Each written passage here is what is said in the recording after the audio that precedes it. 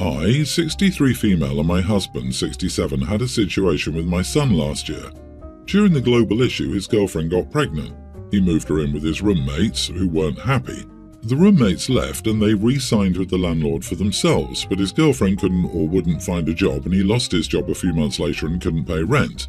They stayed for 7 months and then got evicted. Now they have an eviction on their record and terrible credit because they live off of credit cards, so they have thousands in credit card debt. I didn't want them moving in. My son, 38, lived at home until he was 31, so we had a lot of trouble getting him to move out. But his girlfriend was giving birth soon, so we took them in. They stayed for almost a year, and the deal was that they both get jobs, help pay utilities, pay off their credit cards, and find a place to live.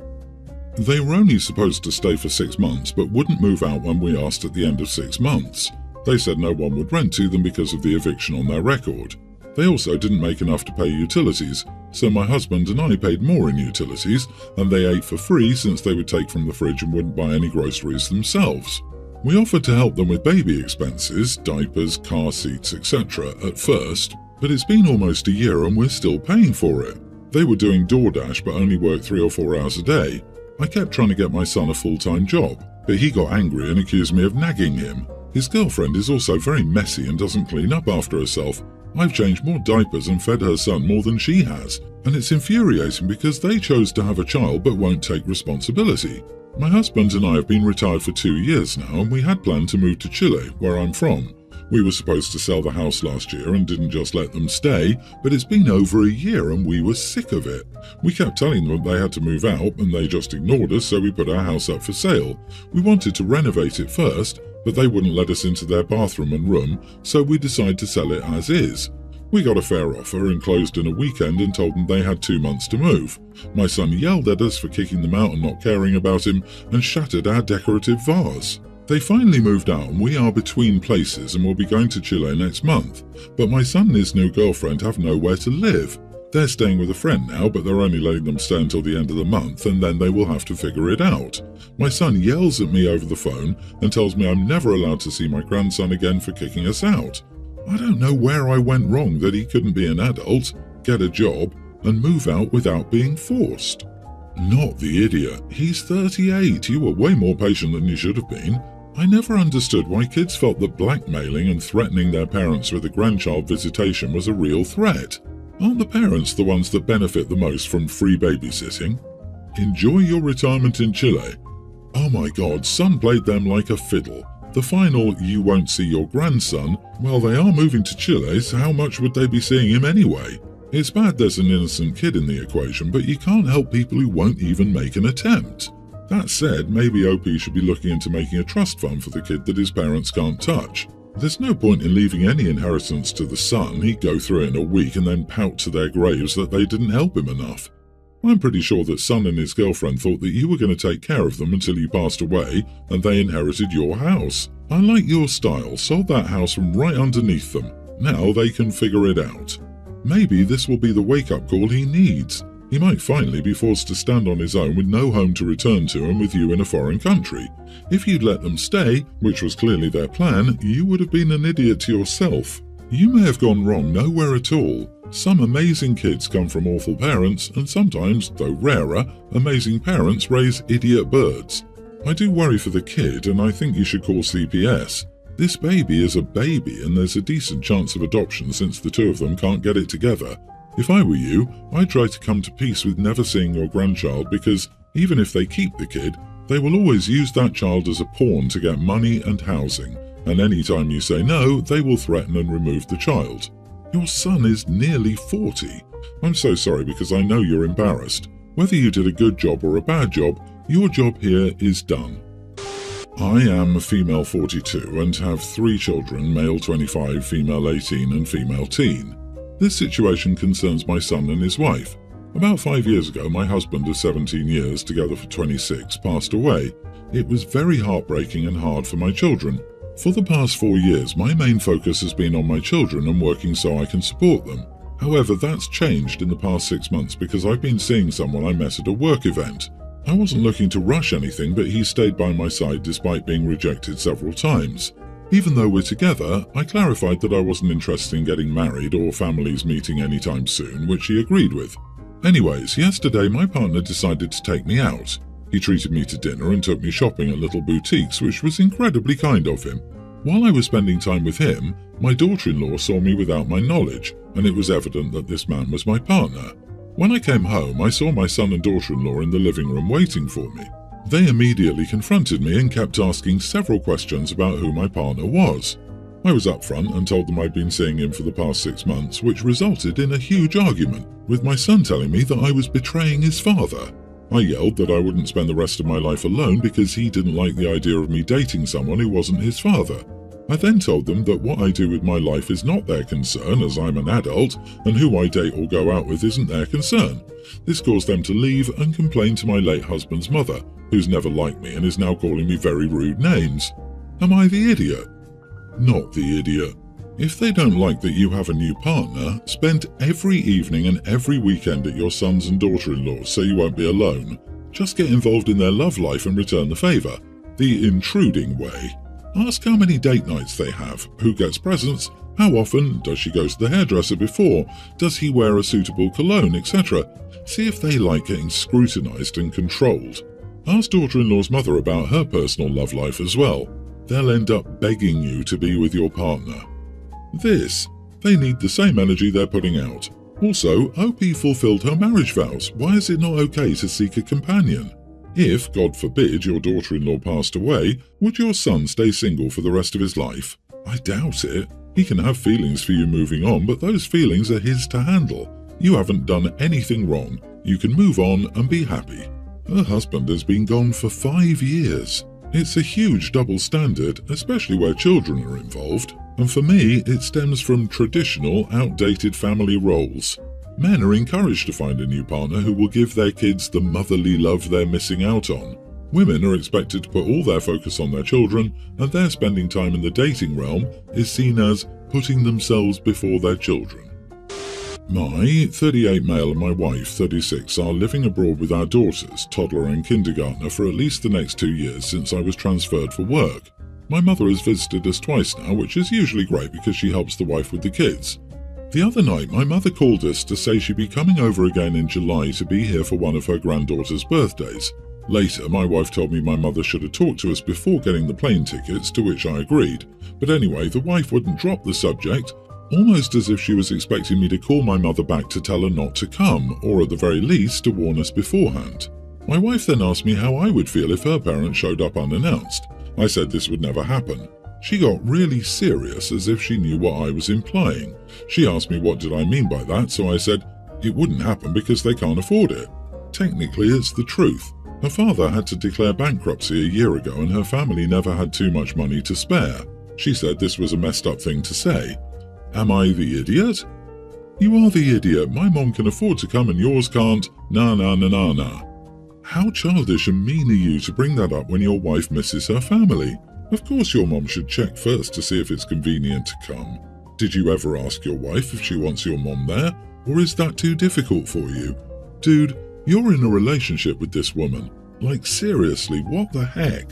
Absolutely, it sounds like your wife doesn't think your mother's visits are as great as yours and that your mother's help isn't as helpful as you think. Also, why are you not helping with your own kids? Your wife is correct that she gets a say in who comes to the house and when, and you steamrolled over that while making a crappy comment about her family's situation. Ugh. I hope you're a better husband than you portray yourself to be here. He probably thinks his mother visiting is fine because he's working and not at home hosting his mother while also taking care of 2 small children. OP, you know that's not what your wife was asking, but instead you decided to answer like an idiot. If her parents did that, you know you wouldn't be happy, but for some reason you chose to be a jerk instead of giving your wife the answer she was looking for, which is also the truth. The truth you decided to focus on had no relevance to what she was asking. I'd recommend starting with an apology. Let's start with some context. I'm renting a room in a 4-bedroomed house. Life's difficult right now and this is the best I can afford. The other 3 rooms are occupied by people I didn't know before moving in, each paying their own rent, including a couple that sleeps in the larger room. Since the house is shared, we have free access to the shared spaces, like the kitchen and lounge, and we try to respect each other.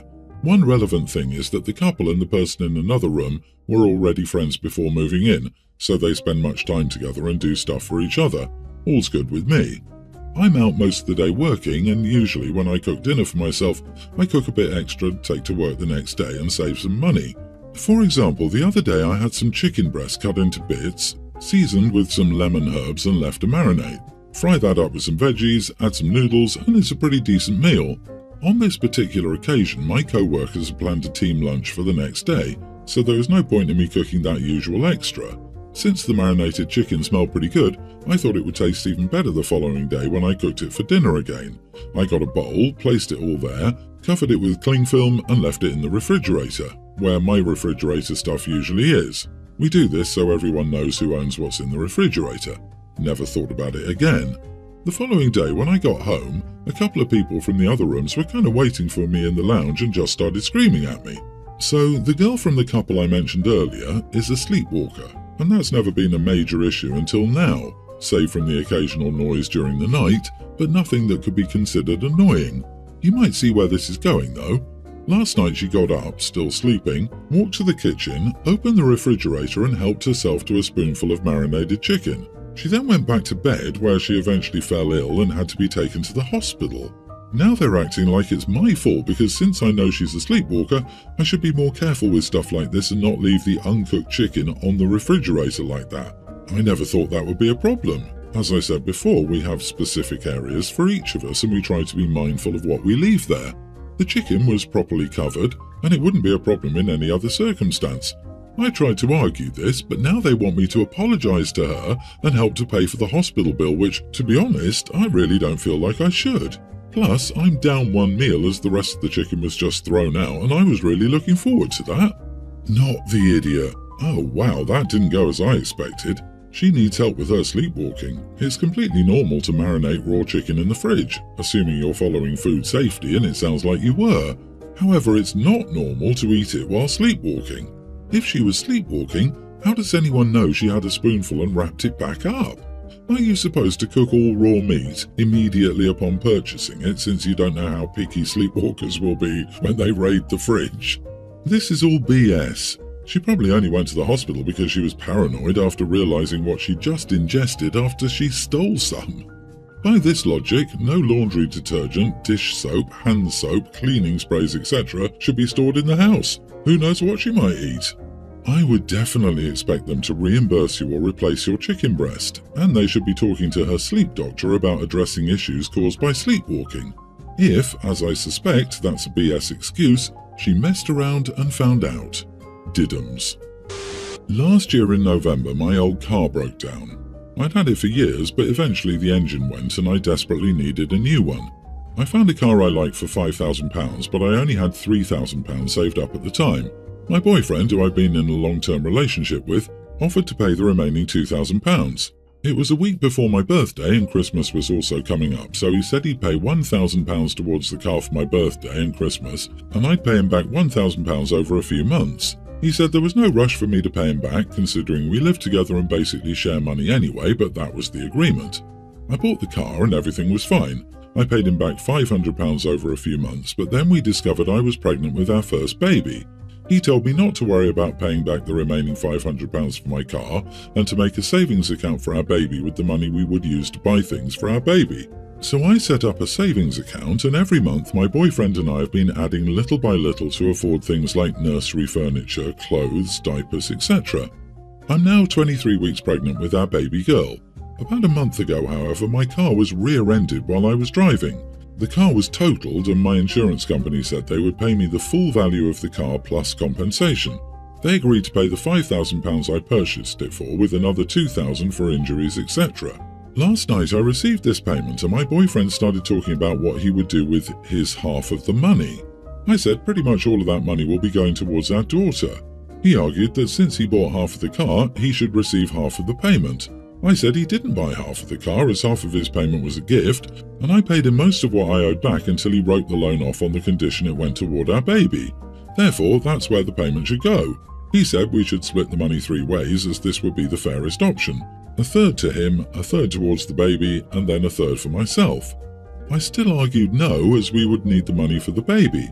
He told me he's sick of saving money constantly and he deserves some cash to spend on things he wants, since it's been almost 5 months since he's been able to do so. I said that's part of being an adult and having children. He's still arguing I'm an idiot because he bought half of my car, but I don't think I'm being an idiot here. Not the idiot, and yikes. This situation comes up here often. One person comes into money and the partner tries to convince them that all or part of it should be theirs. You fulfilled your duty with the car loan, you paid as agreed upon, and the rest was forgiven or a gift. He can't go back and undo that original agreement now that there's potentially money in it, which actually there isn't anyway. But it's all our money, right? Do your partner's actions usually contradict their words, or just when they're talking you out of your money?